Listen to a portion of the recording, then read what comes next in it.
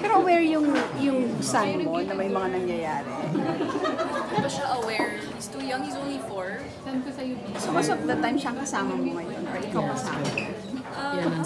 So, I mean, di ba yung daddy niya before? Yeah.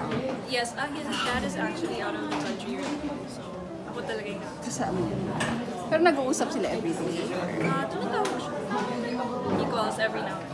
Ganyan nabasa ko parang mag-abroad na yata, uwi na sa abroad yung father. Yes. Nasa So abroad. paano nyo yung pag-aalaga sa baby, arrangement nyo?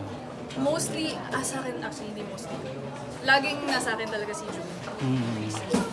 Anong plan niya? Anong plan niya? Magstay na for good sa abroad? Dream niya kasi talagang maging part ng army. Yeah, so yun yung ginagawa niya ngayon. Pina-fulfill naman niya yung dream niya. Support naman ako doon. So, it's good. And so far naman, okay naman. He's fulfilling all his responsibilities as a dad, even if he's far away. Nakikita ko naman na gusto niyang maging tatay ko.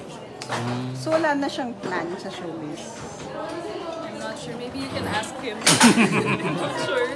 Yeah. Okay. Thank you.